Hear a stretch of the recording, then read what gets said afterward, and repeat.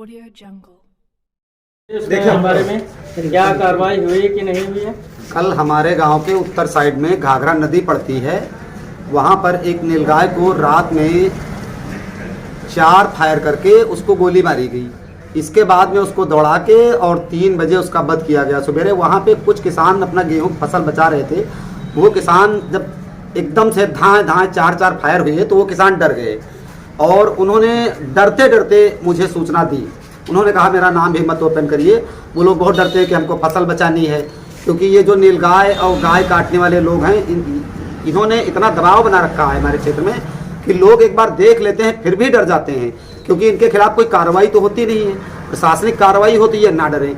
इसकी सूचना जब हमने अपने चौकी में तैनात सिपाहियों को दी, हमको ये भी जानकारी मिली कि वहाँ पे मीट आया है, एक व्यक्ति लेके आया है, उसका नाम भी हमने बताया, तो मीट बरामद कर लीजिए।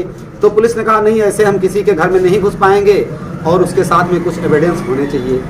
तो मैं वहाँ पे गया तो जंगल में छानबीन की, करीब 1-1.5 घंटे बाद तक हमने मेहनत की।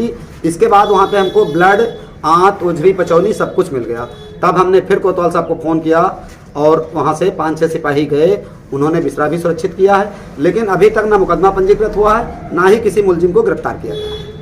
इसकी सूचनाएं धौरारा क्षेत्र में आए दिन बराबर हो रही हैं। 2-3 गौ हत्या भी हुई हैं अभी 2-3 महीने में।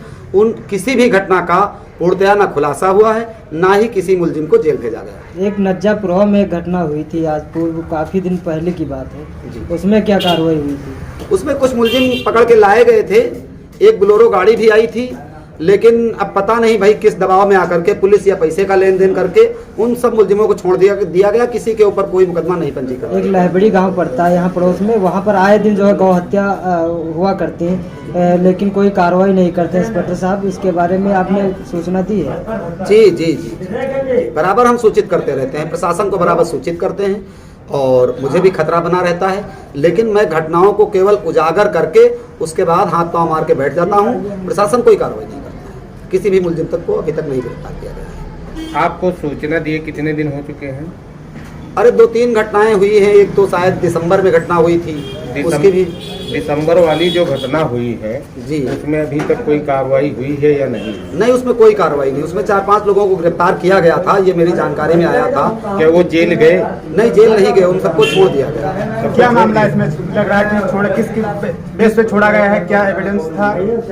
अब हमने तो नाम भी दिए, नाम जुटाए, कुछ नाम पुलिस ने भी जुटाए भाई, जैसे सूत्रों से जानकारी मिली, मुलजिमों को गिरफ्तार किया गया। एक बोलेरो गाड़ी भी आई थी, उस गाड़ी को तो मैं पूरे प्रूफ के साथ कह सकता हूं कि वो मीट सप्लाई करती है बोलेरो।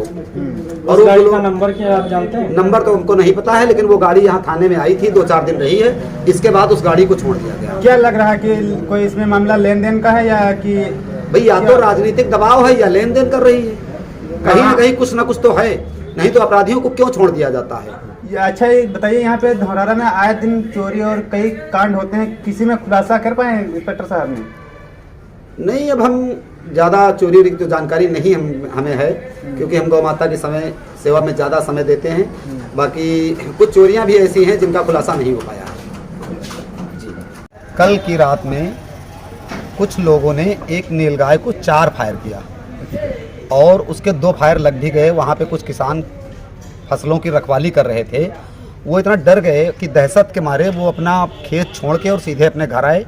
उन लोगों ने सुबह इस घटना की हमको जानकारी दी, तो हम 2-4 लोग वहाँ चुपचाप गए। फिर वहाँ का पूरा एरिया, मतलब सैकड़ों बीघे गेहूं का खेत हमने छाना। तब वहाँ एक जगह काफ़ी ब्लड भरा हुआ था गेहूं खेत में, और एक जगह पर मांस के टुकड़े मिले, गोबर और सारे अवशेष मिले। इसकी जानकारी मैंने धौरारा कोतवाली में भी दी, विवेक उपाध्याय जी ने। वहाँ पे 4-6 पुलिसकर्मी गए भी थे, लेकिन और वहाँ मांस भी उनके घर में था। अगर पुलिस चाहती तो वो मांस बरामद कर लेती, लेकिन जानबूझ करके पुलिस ने मांस नहीं बरामद किया। जब मैंने कहा तो उन्होंने कहा मैं किसी के घर में ऐसे नहीं घुस सकता हूँ।